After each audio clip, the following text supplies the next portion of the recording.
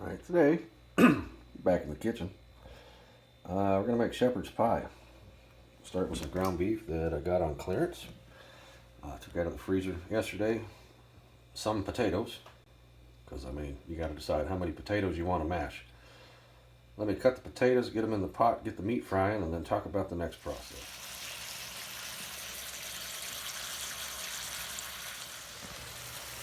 And once I get that going and I drain my meat, I'm going with about a third of a bag of chopped onions because it's March in Lee County and there isn't any fresh produce currently. I was lucky to even find potatoes that weren't mush.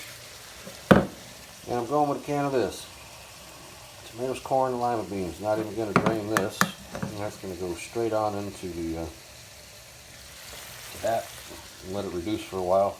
Sometimes I'll do this with a can of Italian tomatoes and some mixed vegetables, something, but literally you can't go wrong in this particular step. Once that's drained and you add this stuff in, you can't go wrong. Any kind of vegetables go in there to go underneath of the mashed potatoes that go on top. Good stuff. Alright, now this is just going to come back to a simmer here, and you want to simmer that till it thickens.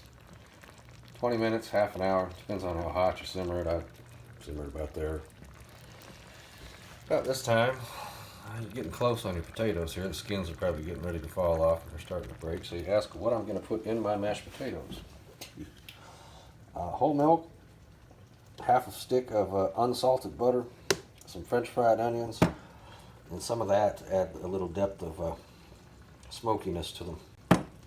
So once those are drained and I'm beating them up with this old thing, I'll show you that.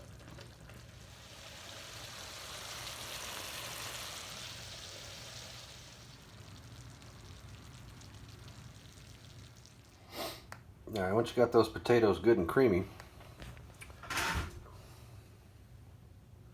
Alright, that was a cat trying to climb my screen. That's when you want to put in the French fried onions. You don't want to beat them up. You want to try to keep them whole in there. But yeah, those are chipotle mashed red potatoes that are going to go on top of my triple succotash ground beef with onions. Yeah. Yep. You want to salt and pepper that to taste. So now, you want to spoon your meat into here. I'm not going to use all of this because I'm going to put it in a little thing and make one of these for the freezer. So this is going to end up being 2 meals for about $6 or something. Anyway, put your meat in there. I'll catch you when I'm smoothing the potatoes.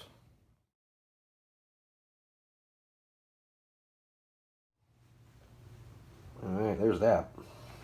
So that's a mashed red chipotle potatoes and triple succotash ground beef shepherd's pie. One for today, one to freeze. You put that in the oven, 350, 375. From this particular state, probably about 40 to 45 minutes. Coming out of the freezer, just take it out the night before, throw it in there for about the same amount of time, maybe an hour. You want to see the stuff bubbling around the edges. So when I get to that point with this one, I'll show you that. That right there is how you know it's done. It's bubbling. Scoop that out of there in a little bit once it cools, and I'll eat some.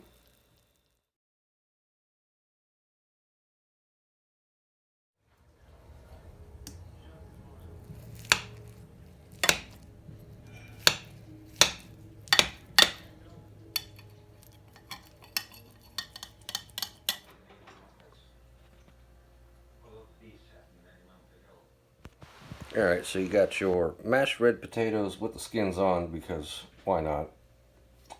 With chipotle cream salsa, whole milk, French fried onions, butter, mixed in with your clearance ground beef, a triple succotash, some roasted garlic and herb, some onions. Let me turn you around and show you my afro, and we'll see how this stuff tastes.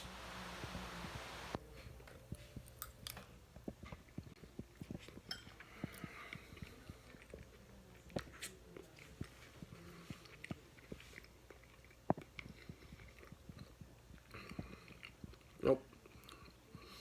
I should not be allowed in the kitchen.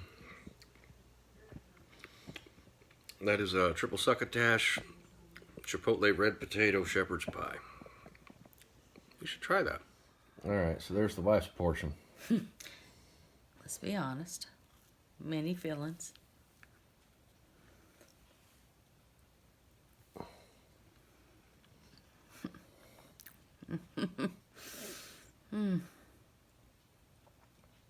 Should I not be allowed in the kitchen anymore? Debatable.